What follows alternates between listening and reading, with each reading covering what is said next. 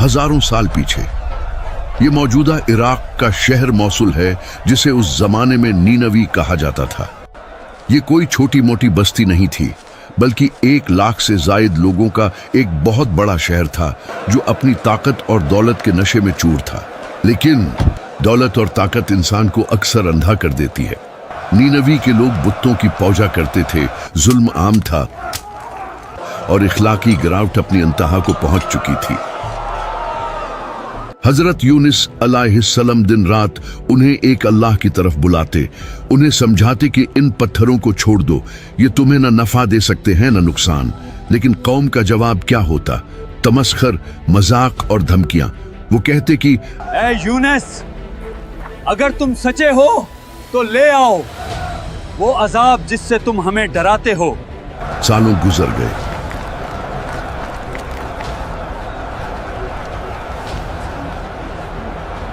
तबलीग करते करते हजरत यूनुस अलैहिस्सलाम का दिल दुख से भर गया।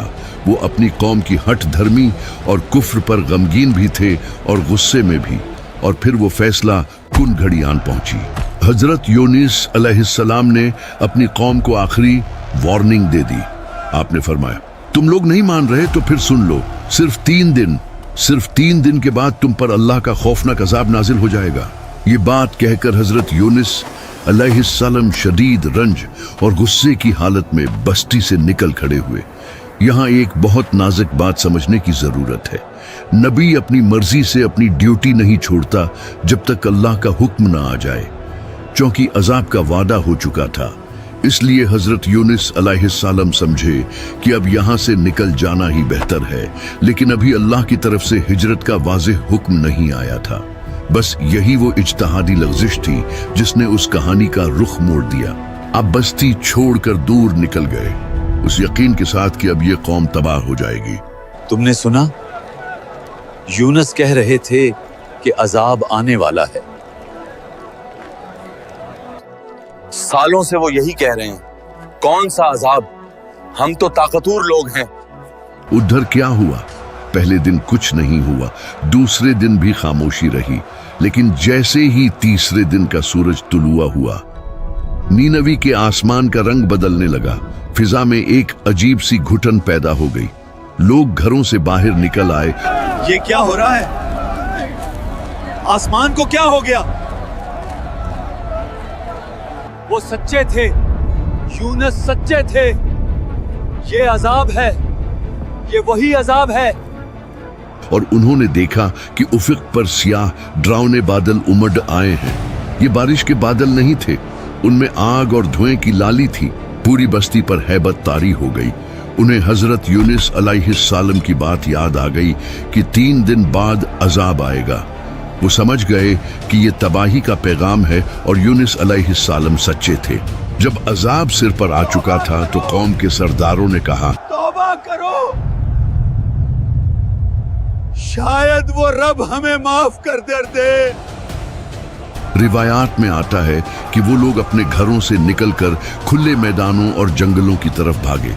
उन्होंने टाट के कपड़े पहन लिए, अपने सिरों पर मिट्टी डाल ली।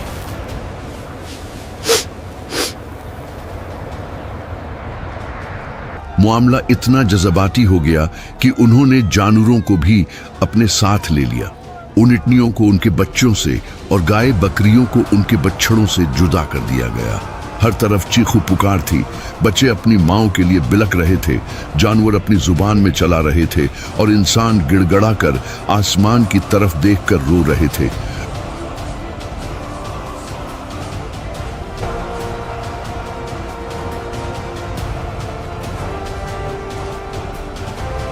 वो पुकार रहे थे, या अल्लाह, हमें माफ कर दे, हम ईमान लाए। कुरान गवाह है कि जब उन्होंने सच्चे दिल से तौबा की तो अल्लाह की रहमत जोश में आ गई। वो अजाब जो उनके सरों पर मंडला रहा था, अल्लाह ने वापस हटा लिया। आसमान साफ हो गया और वो पूरी कौम मुसलमान हो गई।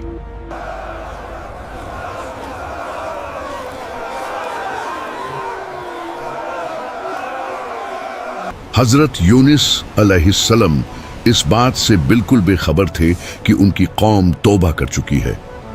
वो तो यही समझ रहे थे कि बस्ती तबाह हो गई होगी या होने वाली है। वो चलते चलते समंदर के किनारे पहुंच गए।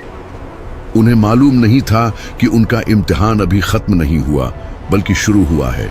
सामने एक कश्ती खड़ी थी। जल्दी करो, हमें सूरज ढलने से पहले निकलना है। हजरत यूनुस अलैहिस्सलाम ने मलाहों से दरख्वास्त की, आइए बुजुर्गवान, हमारे पास जगह है, आप सवार हो जाएं।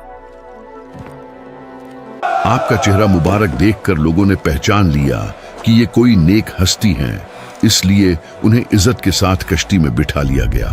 कश्ती रवाना हुई। समंदर पुरस्कून था, लेकिन जैसे ही कश्ती बीच समंदर में पहुंची,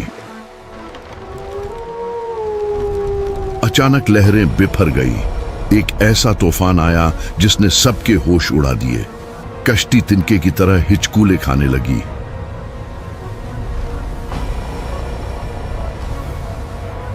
मलाह चिल्ला उठे कि कश्ती डूबने वाली है, बोझ ज्यादा है। ये कोई आम तूफान नहीं था, ये अल्लाह की तरफ से एक बुलावा था। हजरत यूनुस अलैहिस्सलाम खामोशी से सब देख रहे थे। फिर मलाहों ने कहा, हम में से किसी एक को समंदर में कूदना पड़ेगा ताकि बाकी लोगों की जान बचा सके। लेकिन कुर्बानी कौन दे? फैसला हुआ कि कुर्रा अंदाजी की जाए। जिसका नाम निकलेगा वो समंदर में जाएगा। पहली बार कुर्हा डाला गया तो हजरत यूनुस अलैहिस्सलाम का नाम निकला। लोगों ने कहा, नहीं, ये तो बहुत नेक बुजुर्ग लगते हैं, हम उन्हें नहीं फेंक सकते, दोबारा कुर्रा डालो। दोबारा नाम निकला, फिर यूनुस अलैहिस्सलाम का। तीसरी बार डाला गया तो फिर वही नाम। अब हजरत यूनुस अलैहिस्सलाम समझ गए कि ये तूफान, ये लहरें और ये कुर्हा, ये सब अल्लाह का मंशा है। वो अपने रब की नाराजगी को भानप गए। उन्होंने अपने कपड़े समीटे और उस बिफरे हुए खौफनाक समंदर की तरफ देखा जहां मौत मुंह खोले खड़ी थी। और फिर बगैर किसी खौफ के उन्होंने गहरे समंदर में छलांग लगा दी। पानी के नीचे अल्लाह का एक बहुत बड़ा फौजी उनका इंतजार कर रहा था। उधर अल्लाह ने पानी के नीचे अपनी ग्रीन व्हेल, बड़ी मछली को ऑर्डर जारी कर दिया। हुक्म बहुत सख्त और वाजिह था। ये मछली यूनुस को निगल ले, लेकिन खबरदार, न तो उसकी कोई हड्डी तोड़ना और न ही उसके गोशत को खरूंच पहुंचाना। ये तेरा इर्ज़्क़ नहीं है, ये तेरा मेहमान और मेरा कैदी है। जैसे ही हजरत यूनुस अलैहिस्सलाम पानी में गिरे, अभी वो संभल भी न पाए थे कि उस दीव हेकल मछली ने अपना जबड़ा खोला और उन्हें साबित निगल गई। ये वो मकाम था जहां एक नबी की आजमाइश अपनी इंतहा पर थी। लेकिन हजरत यूनुस अलैहिस्सलाम ने हिम्मत नहीं हारी। उन्होंने वहीं उसी मछली के पेट में सजदा किया और अल्लाह से अर्ज की, आए मेरे रब, मैंने तेरे लिए ऐसी जगह सजदागाह बनाई है जहां आज तक न किसी ने तेरी इबादत की और न शायद आइंदा कभी कर सकेगा। उन्हें समझ आ गया कि बस्ती को अल्लाह की इजाजत के बगैर छोड़ना ही वो वजह थी जिसकी बिना पर उन्हें यहाँ लाया गया। तेरे सिवा कोई माबूद नहीं तो पाक है, बेशक मैं ही कसूरवार हूँ। उन्होंने ये नहीं कहा कि आए अल्लाह मुझे बचा ले या मुझे बाहर निकाल दे। उन्होंने सिर्फ अल्लाह की तारीफ की और अपनी गलती मान ली। ये दुआ इतनी ताकतवर थी कि उसने आसमानों का सीना चीर दिया। अल्लाह तो बस इस इकरार का मुंतजिर था। तौबा का दरवाजा खुल चुका था, कैद का वक्त खत्म हो चुका था। अल्लाह ने मछली को हुक्म दिया कि मेरे बंदे को साहिल पर उगल दे। मछली ने हुक्म की तामील की और हजरत यूनुस अलैहिस्सलाम को एक वीरान चटील मैदान, जिसे कुरान ने अराह कहा है, वहां पर उगल दिया। मछली के पेट की तेजाबियत और गर्मी ने आपके जिस्म मुबारक की खाल को इतना नर्म और नाजुक कर दिया था जैसे कोई नो मौलूद बच्चा हो। जिस्म पर कोई बाल बाकी नहीं रहा था, हड्डियां कमजोर हो चुकी थीं और सूरज की तपश बर्दाश्त करना नामुमकिन था। मुखियां और कीड़े मकोड़े ऐसे जख्मों पर भिनकते हैं जो तकलीफ को मजीद बढ़ा देते हैं। यहाँ अल्लाह की रहमानियत का एक और मुजज़ा जाहिर हुआ। कुरान कहता है कि हमने उनके लिए शजरतन मिन यक़तीन, एक बेलदार दरख्त उगा दिया। मुफस्सिरीन और जदीद तहकीक के मुताबिक ये कद्दू या उसी नस्ल का कोई पौधा था। अल्लाह ने ये दरख्त ही क्यों चुना?